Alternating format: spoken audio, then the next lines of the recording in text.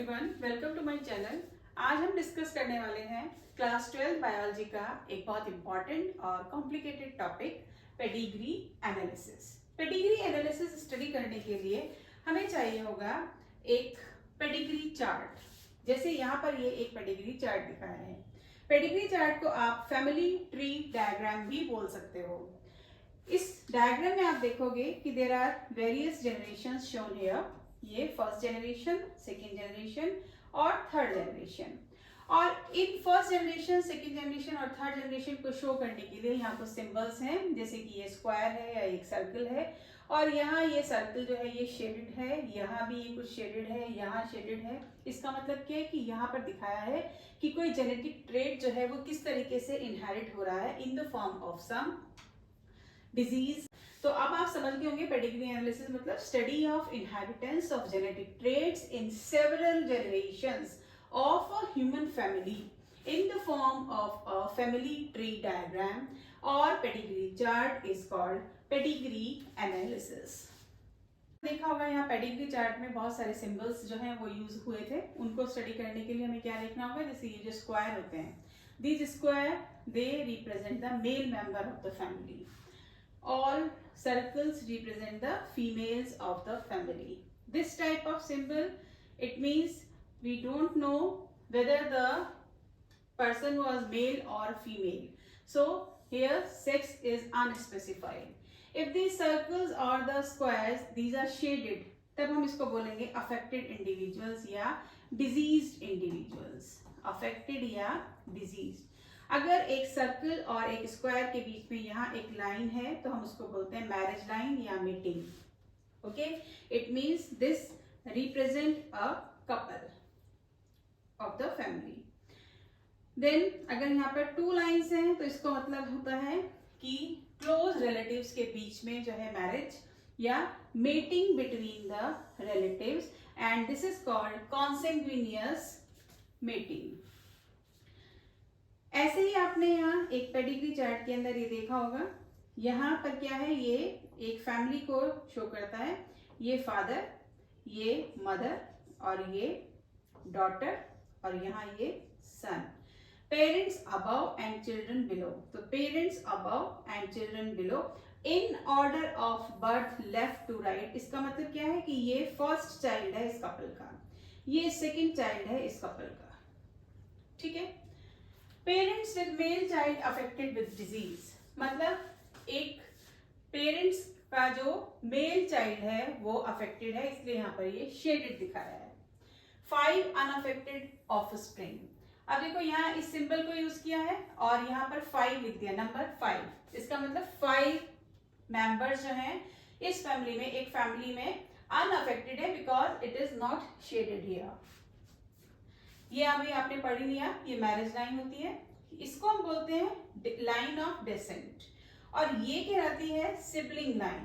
इसका मतलब इस कपल के जो दो ऑफस्प्रिंग्स हैं, ये सन और ये डॉटर. ठीक है, ये फर्स्ट जनरेशन हो गई, ये सेकेंड जनरेशन हो गई. तो इस तरीके से आपको एक पेडिग्री चार्ट को स्टडी करने के लिए ये सब सिंबल्स को जानना जरूरी है. Next is chromosomes.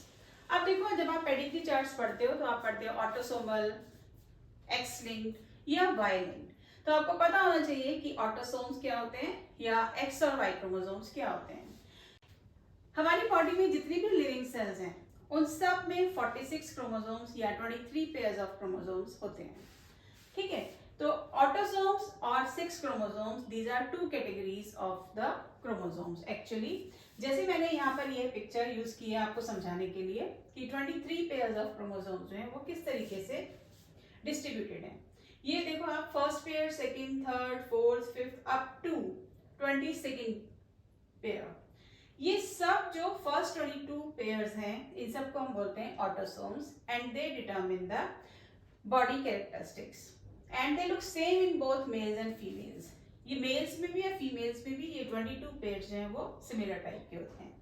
लेकिन जो 23rd पेयर है इसमें अगर जो फीमेल है तो एक्स टाइप का होगा और अगर जो मेल है तो एक्स वाई टाइप का होगा.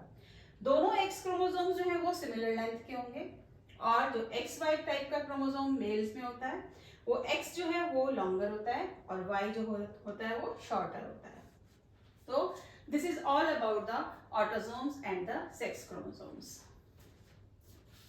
इस डायग्राम को आप कैरियोटाइप भी बोलते हो, जहां पर 23 पेयर्स ऑफ क्रोमोसोम्स को पूरा स्टडी करने के लिए दिखाया जाता है, इसको हम बोलते हैं karyotype. Next, type of pedigree charts. There are 5 different types of pedigree charts and they are autosomal type और sex linked type. Autosomal type मतलब यानी कि जो म्यूटेंट जीन होता है जिसकी वजह से कोई जेनेटिक डिजीज हो जाती है, अगर वो जीन या अलील वो लोकेटेड है ऑटोसोम के ऊपर, तब हम उसको बोलते हैं ऑटोसोमल डोमिनेंट।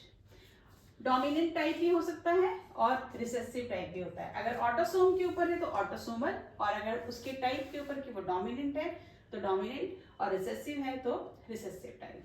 अगर यही म्यूटेंट जीन अगर सेक्स क्रोमोसोम के ऊपर है, तो अगर एक्स क्रोमोसोम के ऊपर है लोकेटेड तो हम बोलेंगे एक्स लिंक्ड, अगर वाई के ऊपर है तो हम बोलेंगे वाई लिंक्ड। सिमिलरली जैसे आपने ऑटोसोम में पढ़ा है डोमिनेंट और रिसेसिव, ऐसे ही एक्स में भी होता है, एक्स लिंक में भी डोमिनेंट या रिसेसिव होता है। तो autosomal dominant, this type of pedigree chart shows a dominant trait that is carried on an autosomal chromosome. Autosomal recessive, यहाँ पर जो ट्रेट है वो रिसेसिव टाइप का है, लेकिन प्रेजेंट किसके ऊपर है, ऑटोसोम के ऊपर। X link dominant pedigree chart shows a dominant trait, लेकिन लोकेटेड कहां पर है, एक्स क्रोमोसोम के ऊपर। एक्स लिंक रिसेसिव, सेम वही रिसेसिव ट्रेट है, लेकिन प्रेजेंट किसके ऊपर है, एक्स क्रोमोसोम। अब देखो यहाँ पर ये थोड़ा सा इंटरेस्टिंग है, वाई लिंक्ड। वाई लिंक्ड क्या होता है, वाई क्रोमोसोम सिर्फ और सिर्फ मेल्स में होता है। इसका मतलब यहाँ पर जो म्यूटेंट जीन है वो लोकेटेड है वाई क्रोमोसोम के ऊपर, और वो किसमें होगा, एक फैमिली के अंदर फादर में, और फादर टू सन इनहेरिट होगा। ये वाला वाई लिंक टाइप का जो म्यूटेंट जीन है वो फीमेल्स में नहीं होता। Understood? Next is autosomal dominant pedigree chart. अभी हमने ऑटोसोमल डोमिनेंट की बात की, तो इसका मतलब क्या है कि जो म्यूटेंट जीन है वो लोकेटेड है ऑटोसोम के ऊपर, और उसका टाइप क्या है, वो है डोमिनेंट टाइप। आपको याद होगा आपने क्लास 10th में मेंडल लॉज स्टडी किए थे, और मेंडल लॉज में आपने पढ़ा था कि एक प्योर टॉल प्लांट जो है जब हम क्रॉस करते हैं प्योर ड्वार्फ से, तो क्या होता है, एक हाइब्रिड टॉल डेवलप होता है प्लांट।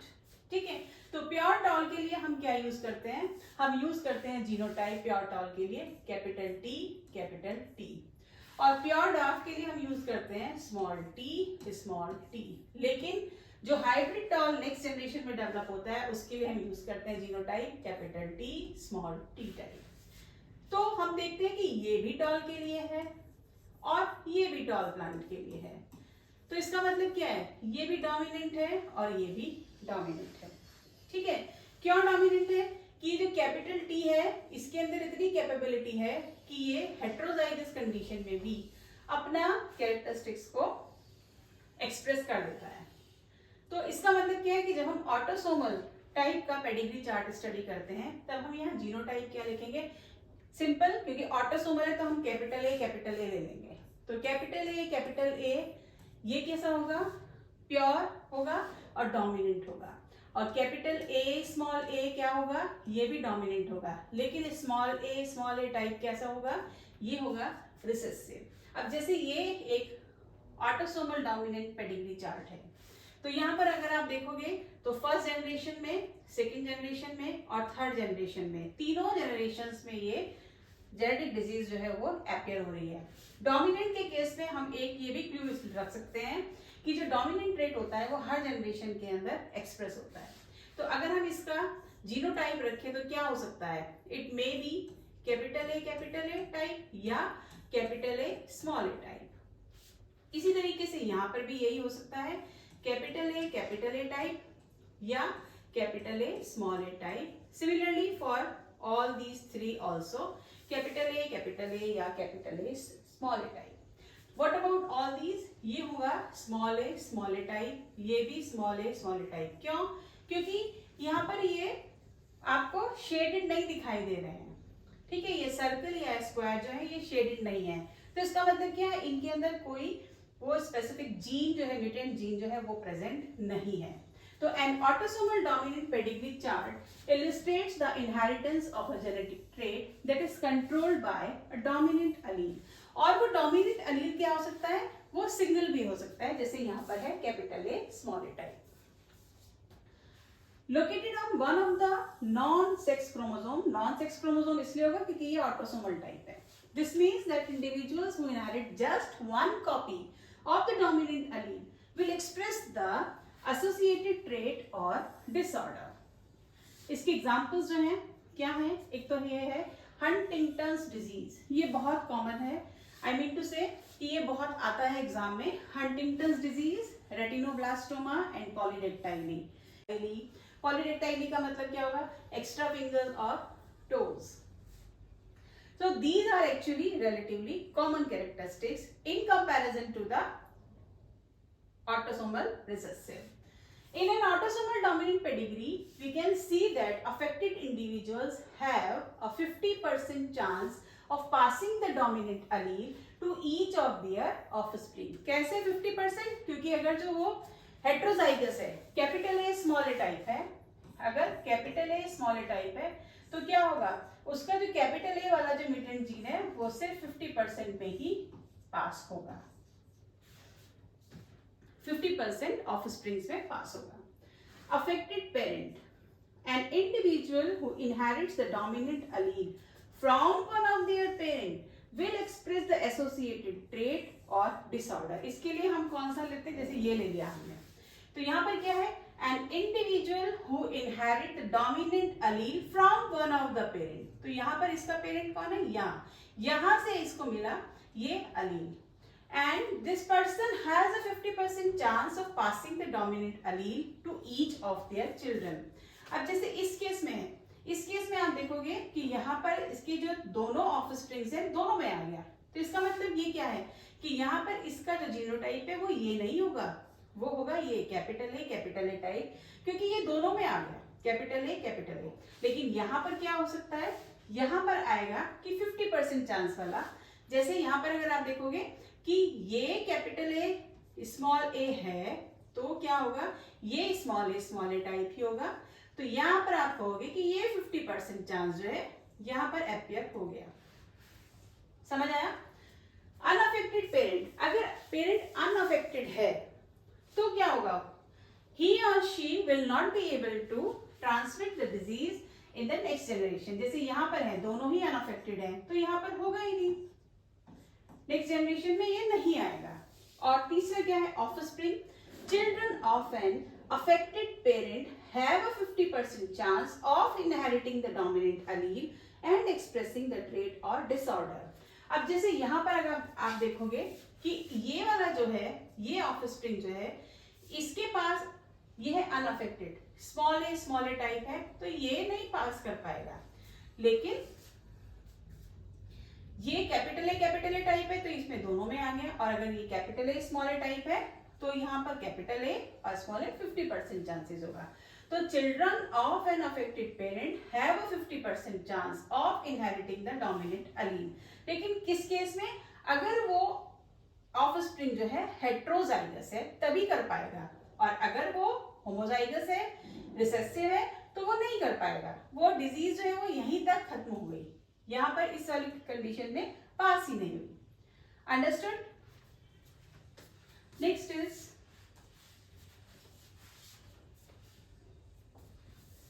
Autosomal recessive. अब आप फिर से समझ गए होंगे कि यहाँ पर जो है डिजीज कैसी है, जेनेटिक डिजीज वो प्रेजेंट है उसका म्यूटेंट जीन ऑटोसोम के ऊपर, और जब ऑटोसोम के ऊपर प्रेजेंट है तब हम उसको बोलेंगे ऑटोसोमल. और ऑटोसोमल के होने के बावजूद भी ये कैसी है, रिसेसिव. अब यहाँ पर आप सोच सकते हो कि यहाँ पर जीनोटाइप किस टाइप का होगा. यहाँ पर जीनोटाइप होना चाहिए स्मॉल ए टाइप, यानी कि ये स्मॉल ए टाइप, ये स्मॉल ए, ठीक है. लेकिन यहाँ पर आप देखोगे कि डोमिनेंट में आपने देखा था कि जो डिजीज इंडिविजुअल्स थे वो हर एक जनरेशन में थे, ठीक है. यहाँ पर आप क्या देख पा रहे हो, यहाँ पर आप देखोगे फर्स्ट जनरेशन में नहीं है, लेकिन सेकेंड जनरेशन में है और थर्ड जनरेशन में भी है. और आप ये भी देखोगे कि जब रिसेसिव होते हैं तो उनके पेरेंट्स जो होते हैं वो अनअफेक्टेड दिखते हैं. या आप कह सकते हो कि वो कैरियर हो सकते हैं लेकिन उनके अंदर डिजीज जो है वो एक्सप्रेस नहीं होती। तो ऑटोसोमल रिसेसिव पेडिग्री में क्या होगा? An autosomal recessive pedigree chart illustrates the inheritance of a genetic trait or disorder that is controlled by a recessive allele. तो यहाँ पर recessive allele आपको small a type लेना है. Located on one of the non-sex chromosome या autosome, and this means that individuals must inherit 2 copies of the recessive allele. That is why I have written here small a type, क्योंकि आपको पता है जो small a type का जो हम use करते हैं लेटर वो रिसेसिव के लिए यूज करते हैं. One from each parent in order to express the associated characteristic. Affected individuals क्या होंगे ऑटोसोमल रिसेसिव पेडिग्री में? They often appear in later generation. तो वहां पर फर्स्ट जनरेशन में नहीं है लेकिन सेकेंड जनरेशन में है. As both parents must be carriers to have an affected child, which I have just told you. Carriers. Heterozygous individuals who carry one copy of the recessive allele but they do not display the trait. तो इसका मतलब क्या है कि ये दोनों parents जो है वो क्या है? कैरियर हैं. इसका मतलब इनका जीनोटाइप कैसा होगा? Capital A small a type.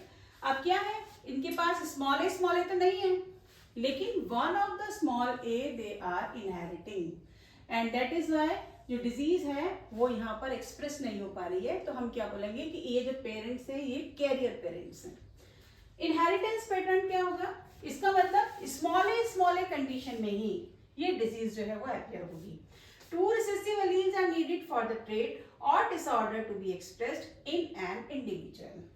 Autosomal recessive disorders are less common. Why less common?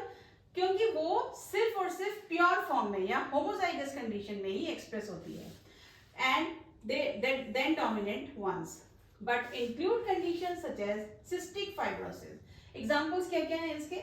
Cystic fibrosis, sickle cell anaemia, phenylketonuria. ये जो आप पढ़ते हो phenylketonuria, sickle cell anaemia in the chapter 5 of class 12 biology. Understanding autosomal recessive pedigree is crucial. It is very important to identify the carriers. अगर हमें पता चल जाए कि ये भी कैरियर है, ये कैरियर हो सकते हैं, ये कैरियर हो सकते हैं, तो हम नेक्स्ट जनरेशन में क्या कर सकते हैं? हम नेक्स्ट जनरेशन में थोड़ी सी काउंसलिंग कर सकते हैं. And to identify carriers and predicting the likelihood of inheritance these type of genetic traits. तो इस तरीके से पेडिग्री चार्ट को स्टडी करने पर हमें पता चल जाएगा कि जो नेक्स्ट जनरेशन में जेनेटिक ट्रेट जो है वो अपीयर हो सकता है या नहीं हो सकता है. X linked pedigree. अब ऑटोसोमल आपने पढ़ लिया, डोमिनेंट भी पढ़ लिया और रिसेसिव भी पढ़ लिया. अब है सेक्स लिंक्ड. अब सेक्स लिंक्ड में भी आपको बताया था कि या तो एक्स लिंक्ड हो सकता है या फिर वो वाई लिंक्ड हो सकता है. तो X-linked inheritance is a way in which genetic conditions are passed down from parents to children through a mutated gene. कहाँ पर? On the X chromosome. Mutated gene present on the X chromosome. अब ये भी दो type का हो सकता है, X-linked dominant और X-linked recessive. Families with X-linked dominant disorders often have affected males and females in each generation. यहाँ पर क्या है कि एक जनरेशन के अंदर मेल्स भी अफेक्टेड हो सकते हैं, फीमेल्स भी अफेक्टेड हो सकती हैं. और यहाँ पर क्या है जो रिसेसिव कैरेक्टरिस्टिक होता है वहां पर males are more likely to be affected as they have only one X chromosome. और ये जो डिजीज है ये क्या है? एक्स लिंक्ड पर है. और एक्स लिंक में भी क्या सिर्फ एक कॉपी होने पर ही जो है इंडिविजुअल वो अफेक्टेड या डिजीज हो जाएगा. Females are usually unaffected or only mildly affected because they have a second X chromosome that is usually normal. लेकिन अभी यहाँ पर आप कह सकते हो कि मान लीजिए XX है एक फीमेल का जीनोटाइप और उसमें सिर्फ एक के ऊपर ही म्यूटेंट जीन जो है वो प्रेजेंट है, तो वो क्या करेगी? एक्सप्रेस तो नहीं करेगी उस डिजीज को, but she must be a carrier. Characteristics of X-linked inheritance. Fathers cannot pass X-linked traits to their son because they inherit their Y chromosome to their son. Mothers pass X-linked gene to both son and daughter. Mother क्या करती है, mother का जो x chromosome है वो सन में भी और वो डॉटर में भी, दोनों में इनहेरिट होता है। X-linked inheritance is different from other types of inheritance because of the difference in sex chromosomes between the males and female। ये अभी हम नेक्स्ट स्लाइड में डिटेल में पढ़ते हैं। It is X-linked dominant pedigree। अब देखो X-linked है, डोमिनेंट है, यानी कि म्यूटेंट जीन प्रेजेंट है X क्रोमोसोम के ऊपर। कैसा है, डोमिनेंट टाइप। अब पहले इसको स्टडी करते हैं। जैसे यहाँ पर है ये अनअफेक्टेड फादर, फादर का जीनोटाइप क्या है, XY टाइप, मदर का क्या है, XY टाइप, और मदर के सिर्फ एक क्रोमोसोम पर ये म्यूटेंट जीन प्रेजेंट है। ठीक है, मदर के सिर्फ एक क्रोमोसोम पर ही ये म्यूटेंट जीन प्रेजेंट है। कहाँ है, ये रहा। फादर कैसे है, अनअफेक्टेड। अब आप देखोगे ये मदर से डॉटर में भी चला गया, सन में भी चला गया जीन। ठीक है, तो अब आप क्या कह सकते हो, when the mother alone is the carrier of a mutated or defective gene of her daughters and sons, 50% will have the disorder। यहाँ तो ये unaffected ही है, क्यों, जबकि यहाँ पर इसका जीनोटाइप क्या है, XX टाइप, और यहाँ पर क्या है, XY। लेकिन ये X क्रोमोसोम कौन सा है, ये X क्रोमोसोम यहाँ, ये वाला X क्रोमोसोम इनहेरिट हो रहा है डॉटर में भी और सन में भी। तो अगर ये जो mutant gene bearing x chromosome inherit हो जाता है किसी डॉटर में या सन में, तो both of them will be affected. तो एक अफेक्टेड मदर की वजह से, या आप कह सकते हो कि एक अफेक्टेड मदर जिसके सिर्फ एक क्रोमोसोम पर ही म्यूटेंट जीन प्रेजेंट था, उससे 50% of the offsprings they have become diseased और अफेक्टेड। नेक्स्ट अगर आप देखोगे, फादर अफेक्टेड है, मदर अनअफेक्टेड है, और फादर के कौन से क्रोमोसोम पर है, एक्स क्रोमोसोम पर। तो एक्स क्रोमोसोम जो होता है वो फादर का, वो सिर्फ और सिर्फ डॉटर के अंदर इनहेरिट होगा। तो यहाँ देखोगे दोनों डॉटर्स जो है यहाँ पर अफेक्टेड दिखाई है। ठीक है, तो ये अफेक्टेड डॉटर, ये भी अफेक्टेड डॉटर, लेकिन सन कैसे है, अनअफेक्टेड। ठीक है, तो इस तरीके से अब इसको समझते हैं। So a gene responsible for a genetic disorder is located on the X chromosome। तो यहाँ भी X है, यहाँ भी X, यहाँ भी X। देखो इस वाले पर X chromosome पर located है। And only one copy of the allele is sufficient to cause the disorder। तो सिर्फ इस X से ये यहाँ पर भी पहुँच गया और mutant gene, और यहाँ पर भी पहुँच गया। In this case, someone who expresses an X-linked dominant allele will exhibit the disorder and be considered affected। The disorder, हाँ, जिसके पास भी ये एक्स क्रोमोसोम होगा वो अफेक्टेड होगा। And the pattern of inheritance is sometimes called criss cross inheritance. तो यहाँ पर आप देख सकते हो कि मदर से सन में भी और डॉटर में भी, लेकिन फादर से सिर्फ डॉटर्स में, तो इसलिए इसको बोलते हैं क्रिस क्रॉस इनहेरिटेंस। एग्जाम्पल क्या है इसके, x-linked हाइपोफॉस्फेटीमिया, Rett syndrome and fragile X syndrome। All these are the examples of X-linked dominant pedigree।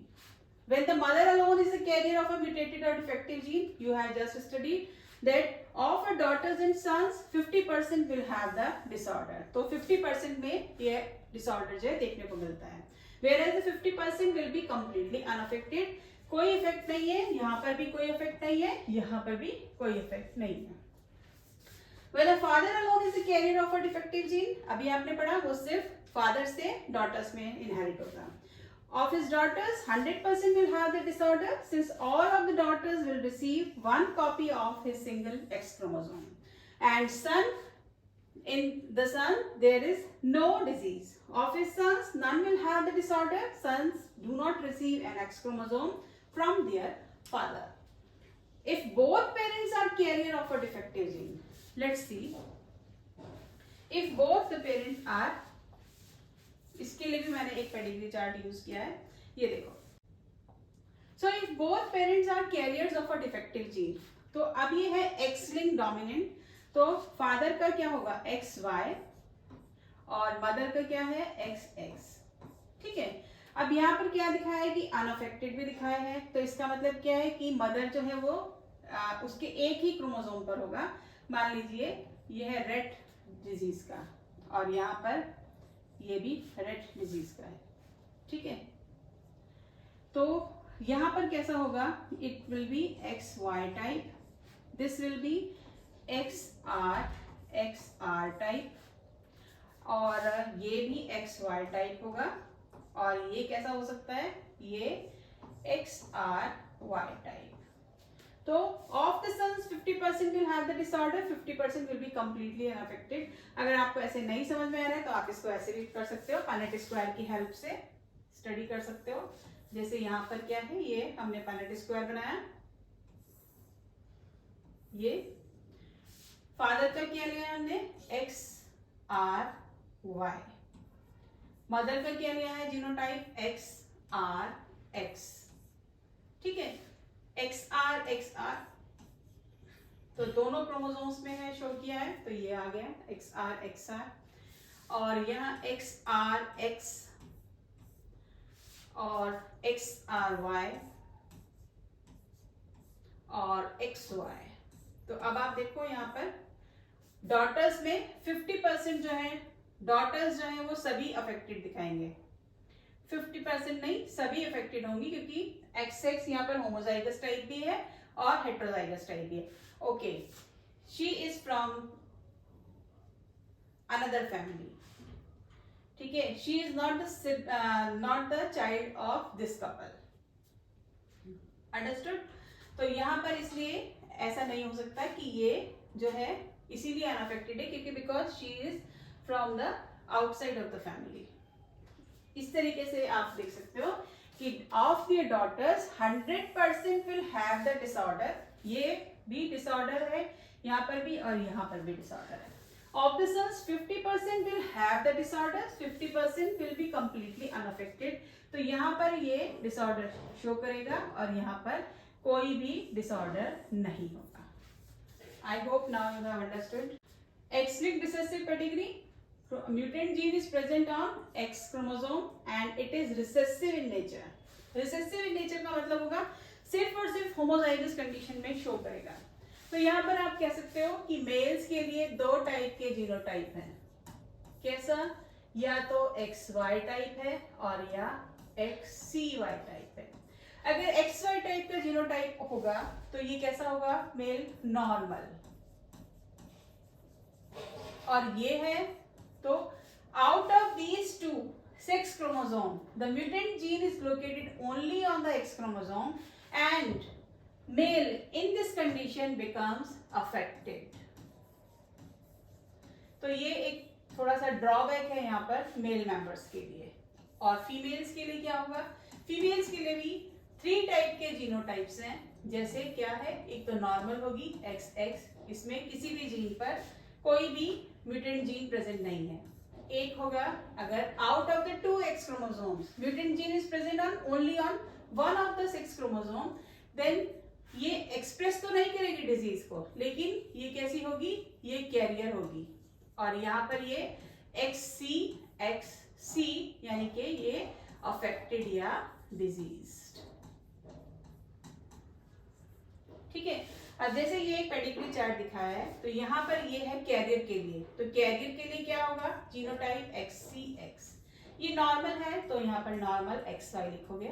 ये डिजीज्ड है तो यहाँ पर एक ही X क्रोमोसोम के ऊपर लोकेटेड है क्या, म्यूटेंट जीन। ये कैरियर होगी XCX, ये कैरियर XCX, ये affected male and female both, तो यहाँ पर इसका जीनोटाइप होगा XCXC, इसका XCY, यहाँ ये XCY और ये भी XCY। यहाँ ये कैरियर है तो सिर्फ एक ही क्रोमोसोम के ऊपर, और ये XCY। तो आप देखोगे यहाँ इतने सारे केसेस में जो मेल्स हैं they have a drawback that they have a mutant gene on a single X chromosome and they become affected, whereas the females, अब देखो जो नॉर्मल है ये यहाँ पर नॉर्मल है, ये नॉर्मल है, ये नॉर्मल, तो इनके लिए नॉर्मल जीनोटाइप ही हम यूज करेंगे। व्हाट अबाउट दिस, ये क्या होगी, ये कैरियर होगी, तो इसका जीनोटाइप होगा ये XCX। ठीक है, तो इस तरीके से these are the traits whose encoding gene is present on the X chromosome and its mutant allele is recessive to its wild type allele. Red green color blindness, ये इसका एग्जाम्पल है। हीमोफीलिया, कलर ब्लाइंडनेस तो बताई दिया आपको। Haemophilia are some of its well known examples and the characteristic features of such inheritance are that females express the trait only when they are homozygous. It means when the mutant gene is present on both of the X chromosomes, and when on both of the X chromosome it is found, it means the condition become homozygous XCXC and इसीलिए हम इसको बोलते हैं X-linked recessive. Whereas a male so even when they are hemizygous for it, hemizygous मतलब X और Y में से सिर्फ X पर present है, and even then they become affected. About half of the son of the carriers who are heterozygous for the trait females are affected. In case of homozygous females showing the trait, 50% of her daughters and all of her sons are likely to be affected. जैसे आप यहाँ देख सकते हो, यहाँ पर क्या है, ये कैरियर है, लेकिन यहाँ पर मेल जो है वो नॉर्मल है। तो यहाँ पर आप देखोगे जो सन है 50% of the son are affected family. Affected persons are related to one another through the maternal side of their family, यानी कि ये मदर की साइड से जीन जो है वो ज्यादा अफेक्टेड होता है। Any evidence of male to male transmission of the trait rules out the X-linked inheritance. तो मेल टू मेल नहीं होगा, क्योंकि फादर टू सन जो होता है वो Y क्रोमोसोम इनहेरिट होता है, वो father to son X chromosome inherit नहीं होता। और ये कौन सी डिजीज है? X-linked. Next is the last one, Y chromosome linked trait. These are the traits whose gene is present on the Y chromosome.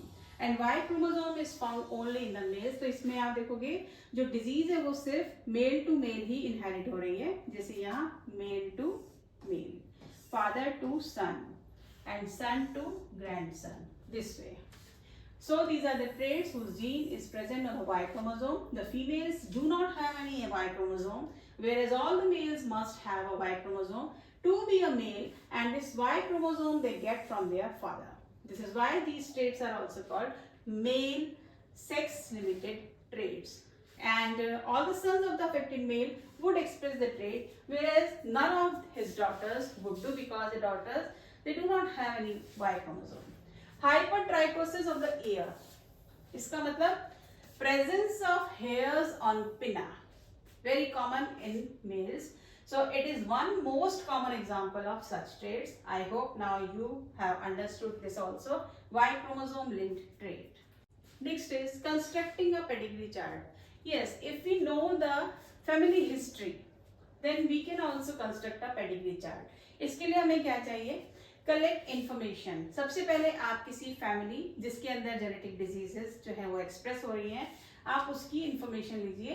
Gather details about the family members, there relationships and the presence और absence of the trait. तो this way you can construct a pedigree chart. Draw the chart, use standard symbols. Females के लिए आप circle लोगे, mails के लिए आप square लोगे। जो डिजीज हैं उनको आप शेडेड दिखा दोगे, जैसे यहाँ पर मैंने एक आई कलर के लिए लिया है। Label individuals, assign unique labels and numbers to each individual for easy reference. जैसे यहाँ पर ये आप ले सकते हो कि first generation, second generation, third generation, ये फर्स्ट जनरेशन के लिए हो सकता है। ये हो गया आपका फर्स्ट जनरेशन, यहाँ सेकेंड जनरेशन, ये थर्ड जनरेशन के लिए हो गया। फिर फर्स्ट जनरेशन में आपने देखा यहाँ पर ये ब्लू आईज के लिए दिखाया है और ये ब्राउन आईज के लिए।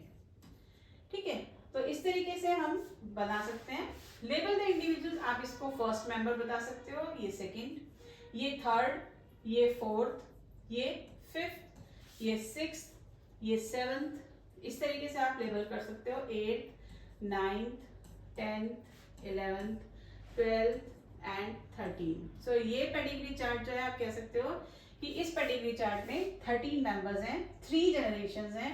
और कौन सा जेनेटिक ट्रेट हम स्टडी कर रहे हैं? हम स्टडी कर रहे हैं आई colour. Analyse and interpret, examine the inheritance pattern and draw conclusions about the genetic basis of the trait. तो आप बता सकते हो कि किस तरीके से एक पेडिग्री चार्ट को स्टडी करके हम किसी जेनेटिक ट्रेट के इनहेरिटेंस को बता सकते हैं। एडवांटेजेस ऑफ पेडिग्री एनालिसिस, हमें क्या जरूरत है कि हम ये पेडिग्री चार्ट्स को एनालाइज करें। अगर किसी फैमिली के अंदर कोई जेनेटिक डिजीज इनहेरिट हो रही है तो पेडिग्री चार्ट को स्टडी करने से हम क्या कर सकते हैं, उस फैमिली की जेनेटिक काउंसलिंग कर सकते हैं। It helps in genetic counseling. It means guidance relating to genetic disorder by a specialized healthcare professional. Why? To avoid the disorders in the future generation. जिससे कि future generation में कोई disorder नहीं हो। ठीक है? It shows the origin of a trait and flow of a trait in a family. जब आप फर्स्ट, सेकेंड, थर्ड जनरेशन को स्टडी करते हो, जैसे आपने ऑटोसोमल रिसेसिव स्टडी किया था, ऑटोसोमल रिसेसिव में आपने देखा फर्स्ट जनरेशन में जो है कोई ट्रेट अपियर नहीं हो रहा है, लेकिन सेकंड जनरेशन में अपियर हो रहा है। तो उससे क्या पता चलता है कि फर्स्ट जनरेशन के जो मेंबर हैं वो कैरियर हैं। ठीक है, तो it shows the origin of a trait, पता चलता है कि कहाँ से वो जेनेटिक ट्रेट जो है वो अपियर हुआ। It is important to know the possibility of expressive recessive allele that can cause genetic disorders like color blindness, hemophilia, etc. ना सिर्फ ऑटोसोमल रिसेसिव में, आप X-linked रिसेसिव में भी स्टडी कर सकते हो। जैसे कि क्वीन विक्टोरिया के केस में उनकी फैमिली में जो ये हीमोफीलिया का जो म्यूटेंट जीन था वो इनहेरिट हो रहा था, तो उसको स्टडी करने के लिए पेडिग्री चार्ट बनाया गया on the basis of their family history. Control process cannot be made in humans, so pedigree analysis helps us to study inheritance patterns of a trait.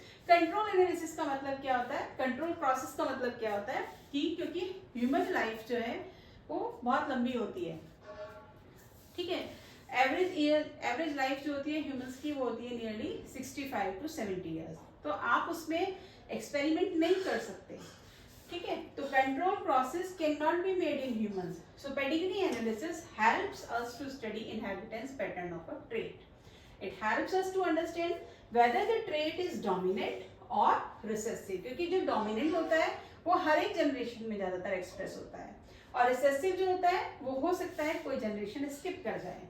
It predicts the harmful effects of marriage between close relatives, consanguineous, अभी आपने पढ़ा था ना कॉन्सेंग्यूनियस marriage. तो क्या होता है, जब क्लोज रिलेटिव्स के बीच में मैरिज होती है तो जेनेटिक डिजीजेस जो है वो जल्दी अपियर हो जाती हैं, and it is extensively used in medical research. Pedigree analysis को हम मेडिकल रिसर्च के लिए भी यूज करते हैं। Thanks for watching.